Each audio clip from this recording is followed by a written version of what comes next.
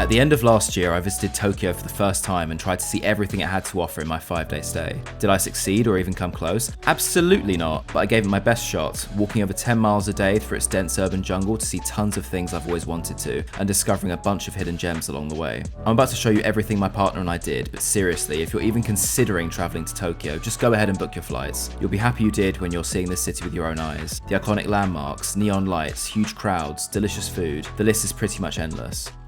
Tokyo is absolutely huge. The city spans almost 2,200 square kilometers with a population of over 14 million. It's one of the most populous cities in the world, and it shows. We stayed at the Omo 3 Hotel by Hoshino Resorts in Asakusa, which is in the northeast of the city. It only opened in July 2023 and looked absolutely pristine during our stay. We booked the most basic room which exceeded our every expectation. First of all, let's talk about the incredible view of the Sensō-ji Temple, which is Tokyo's oldest temple and a huge tourist attraction. Being able to see this beautiful landmark as the last thing before bed and the first thing in the morning was pretty spectacular. There was also a pretty unique upstairs relaxing area, which made the whole room feel that bit bigger. Naturally, you have your typical futuristic Japanese toilet and a large shower. Again, the whole room was so clean and new that we felt like the first people to ever stay in it. A couple other things that made the £60 or so per night all the more worth it was the roof deck that provides amazing views of not only the temple but the Tokyo Skytree as well. And on the floor below there's a 24-hour food and drink station where you can buy tons of tasty Japanese snacks. This came in clutch when we needed a quick breakfast or felt peckish late at night.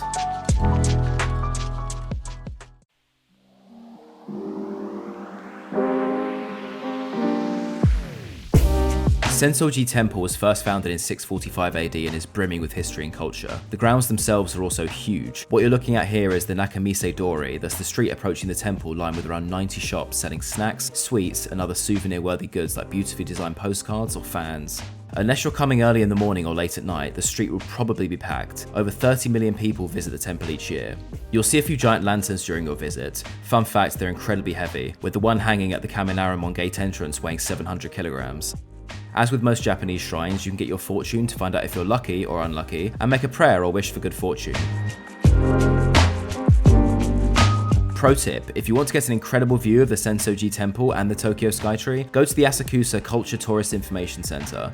It's not just an observation deck though, there's tons of information and exhibits on Asakusa, along with more general Japanese arts and culture. Most importantly though, they have a traditional Japanese kendama game you can play, which essentially requires you to try and get a ball into a cup. It sounds simple, but it's incredibly addictive. Take a look and you'll see what I mean.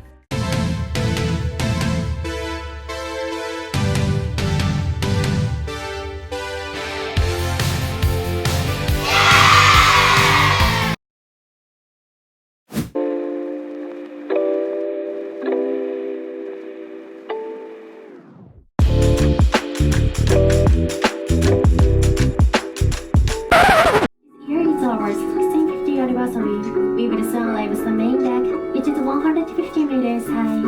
お待たせいたしました。メインデッキに到着です。トップデッキツアーご参加のお客様は右手側トップデッキゲートへお進みくださいませ。This is the main deck, second floor. For the top deck tour, please proceed to the right. Have a nice day.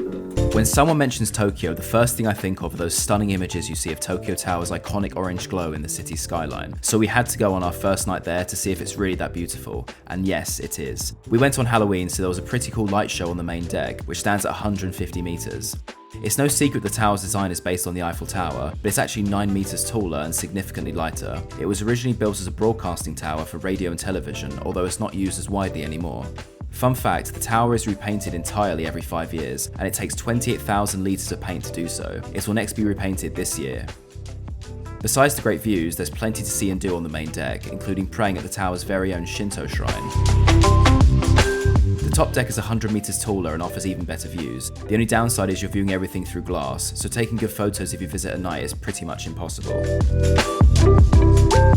Afterwards, we stopped at a restaurant called Afuri, which, I'm calling it now, does the absolute best ramen in Tokyo. It became an addiction for us during our stay, and I strongly recommend you give it a try.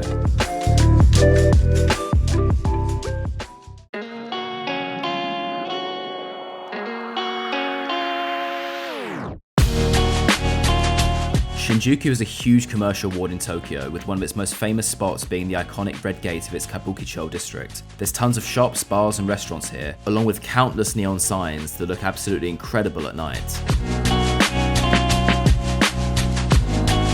A 25-minute or so train ride away is Shibuya, a hub of commerce and finance in the city. There's tons of department shops here like Shibuya 109, as well as parks, restaurants, along with bars and clubs. But the ward is most famous for Shibuya Crossing, that's the world's busiest pedestrian crossing, with as many as 3,000 people passing through per green light, which happens every 2 minutes. It's estimated that on weekends, it's not uncommon to have almost 400,000 people crossing it in a single day. The crossing as you see it today was inaugurated in 1973 and is pretty surreal to see in the flesh. As you walk across it, you can't help but look up at the huge buildings towering over you and the giant video screens with ads, news clips and more. We found a pretty incredible spot to sit and watch the sea of people on the scramble at the top of the Shibuya Fukuras building. There's a little viewing spot right next to the C'est La Vie restaurant that's completely free. The Shibuya Scramble Square building is the highest skyscraper in the area and is home to the observation deck known as Shibuya Sky that opened in 2019. This was easily our favourite observation deck in Tokyo, mainly because when compared to the other two, Tokyo Tower and Tokyo Skytree, which we'll see later in the video, this is the only one where you can capture at least some images of the city's incredible skyline without any glass in the way. It's also the most spacious viewpoint as well. You have the entire roof to roam around on, and there's also hammocks for you to lie on and look up at the clouds. There's also a neat little geo-compass that points you in the direction of other cities around the world, telling you how far away they are. The biggest queues are for photos on the Sky Edge, which is a glass balcony that overlooks Shibuya Crossing and lets you see tons of the Tokyo skyline. Here's our picture. Afterwards, we went down to the 13th floor and had some amazing udon in one of the largest bowls I've ever seen at a restaurant called Tsuru Ton Tan, along with some shaved ice for dessert, also known as kakigori. While we were in Shibuya, we had to visit the Nintendo and Pokémon stores in the Shibuya Parko shopping centre. Both have mountains of merchandise, a lot of which is exclusive to Japan. I really had to stop myself spending hundreds of pounds here. And now back to food again. We also visited a restaurant called Flippers that does incredible Japanese souffle pancakes. They're taller, fluffier, and airier than your typical American style pancake. They do all kinds of flavours. I went for the salted caramel, which didn't disappoint.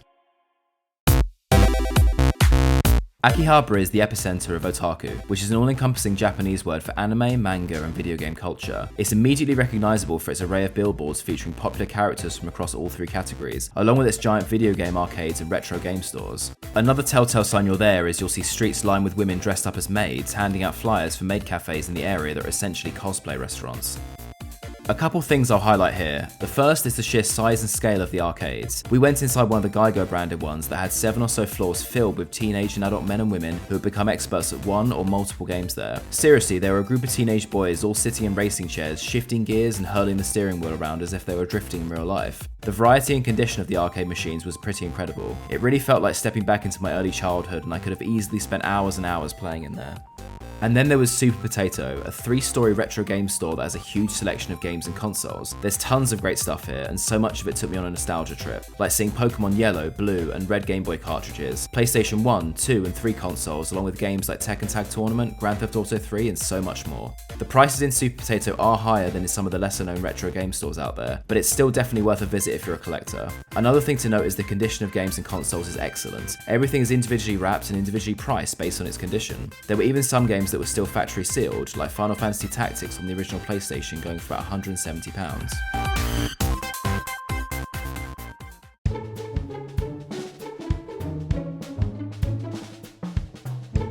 At the southwestern border of Tokyo sits Noborito Station, which stands out from all other stations in the city for its images and merchandise of Doraemon, a super popular Japanese manga that's also spawned multiple TV series, films, games, and soundtrack albums. The station's designed in this way because it's closest to the Fujiko F. Fujio Museum, which is all about the creators of Doraemon, Hiroshi Fujimoto and Moto Abiko. In fact, there's even a Doraemon-themed shuttle bus that will take you directly to the museum. Now, I knew absolutely nothing about Doraemon prior to visiting the museum, but my partner had grown up watching it on TV, so was very eager to visit. I thought Doraemon was just a regular cat, but it turns out he's a robot cat from the 22nd century, sent back in time to take care of a 10-year-old schoolboy called Nobita that's struggling a little in life. The museum turned out to be pretty incredible, and I left with a huge interest not only in Doraemon, but of Fujiko F. Fujio's other works too. There's tons of exhibits showing original colour artwork, drafts, and concepts that give a little glimpse into the genius minds of the artists and how they were able to come up with such unique characters and stories.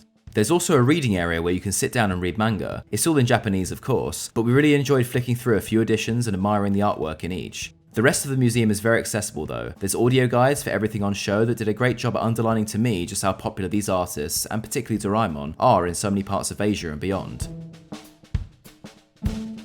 Not everything is artwork though. There's tons of interactive exhibits, along with an entire rooftop garden with giant figures of some of the artist's most famous works that make for a pretty fun photo op.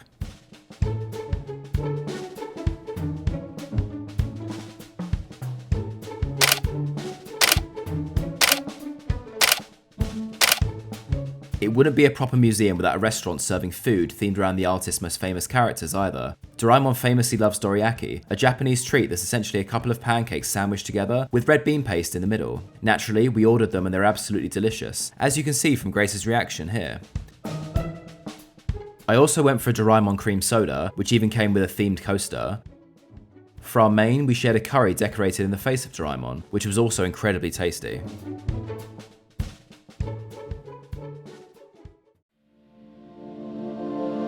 Tokyo Skytree was completed in 2012 and took over from Tokyo Tower as the city's primary television and radio broadcast site. It stands at 634 meters high, and there are 2 observation floors. The first is at 350 meters above ground, and the second is at 450 meters. The tower is the highest point you can get to in Tokyo, and provides truly spectacular views. Being up there really gives you a sense of just how enormous the city is, with buildings stretching far off into the horizon. Because we visited during the day, it was much easier to get some decent shots and footage, like this helicopter that was passing by.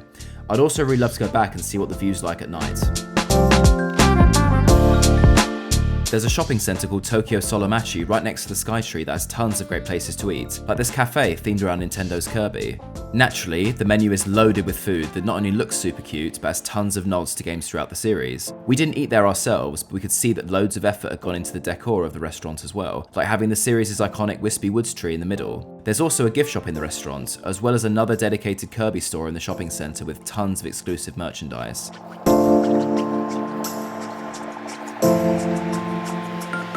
That's just one of many, many places to eat in Tokyo Solomachi though. Here's some food from a ready-to-eat section that caught our eye. And, just to underline how cheap things are in Japan, some of the food you're seeing here was priced at under 500 yen. That's less than £3.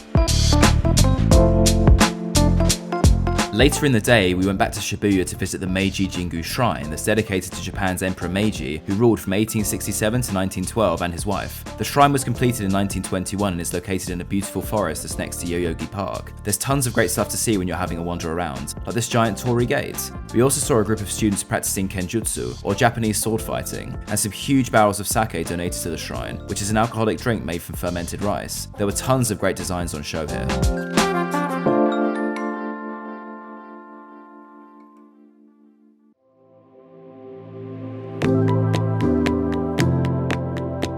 In the Kyoicho district of Tokyo, not far from the Imperial Palace, is the Hotel New Otani that, as a huge James Bond fan, was an absolute must-visit for me. If you've ever watched the 1967 Sean Connery Bond film You Only Live Twice, you'll recognise the building immediately as the headquarters of the Osato Chemical and Engineering Company, which is a front for the Spectre organisation.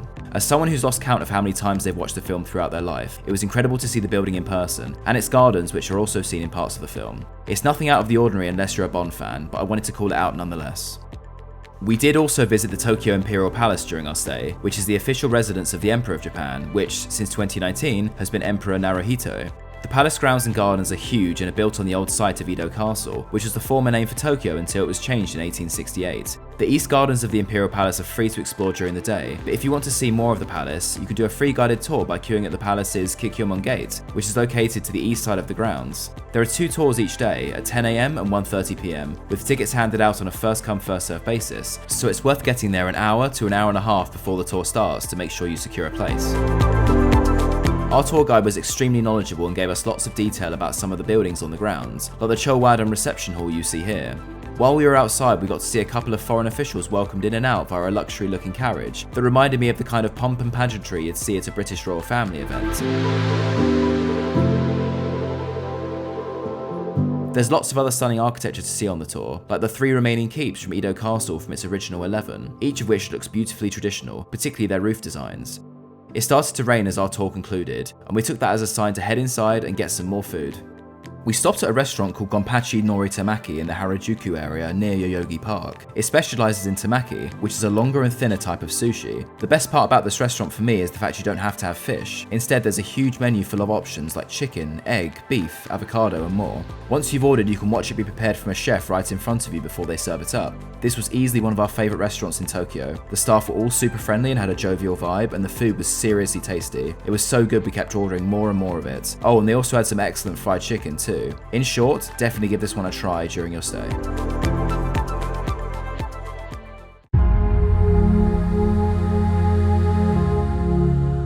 For one of our days in Tokyo, we decided to take a day trip to Mount Fuji, which is located just over 60 miles southwest of the city. There's now a limited express Fuji excursion train you can take directly from Shinjuku that goes to a station called Kawaguchi, located in a small town with a huge picturesque lake and amazing views of Fuji. It takes just under a couple hours to get there, and I highly recommend booking your trip at a ticket machine in any station at least a few days beforehand, as there are only a limited number of seats per trip, with the rest being standing tickets, which you don't want to do for 2 hours before your excursion begins. The first thing we did when we arrived was go up the Mount Fuji panoramic ropeway cable car, which takes you up a smaller mountain, Mount Tenjo, that lets you get higher than 1,100 meters above sea level to see Fuji. But before I get to that, I want to call out the amazing views of Lake Kawaguchi you get from the top that's surrounded by mountainous terrain.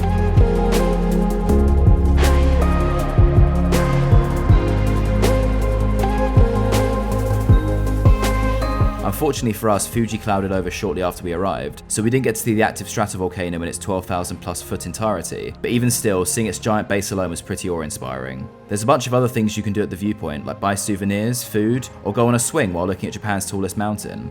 There's also a gong you can ring at the top of the observation deck, which I enjoyed doing. There's a hiking route you can take to get down, which takes about 30 minutes, but we took the lazy option of getting the cable car again, which only takes 3 minutes. I recommend doing the cable car when you arrive, as it's usually quite busy and stops running around 4 PM on weekdays.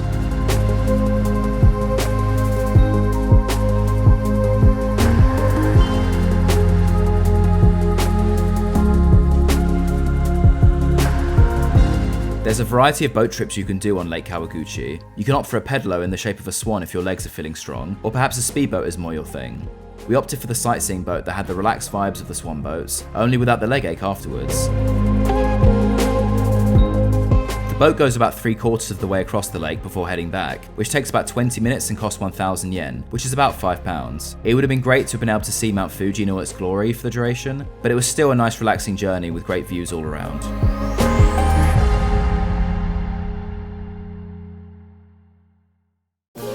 I recommend visiting Arakurayama Sengen Park as the last thing you do before heading back to Tokyo. It's located right next to Shibuya Station, which is a couple stops on the way back from Kawaguchi. The park offers one of the most famous views of Mount Fuji. You know, the one with the pagoda in the foreground and a snow-covered Fuji in the background. Well, even with Fuji covered in cloud, this place still made for one of the best views we had in our 3-week stay in Japan, especially when the sun started to poke its head through some of the cloud and you could see light rays shining off in the distance. I can only imagine how perfect this view is in spring, with cherry blossoms in full bloom and clear skies showing the snow-covered peak of Fuji. We'll definitely be back in the future for that.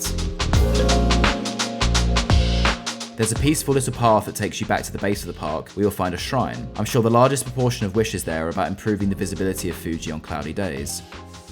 A short walk back to Shibuya Station, then a couple hours or so on the train and we were back in Tokyo. And thus concluded our 5-day stay in the capital and our 3-week stay in Japan. If you made it this far into the video, thank you for watching. We really appreciate your support. We have lots more content coming, so please subscribe if you haven't already, and see you in the next one.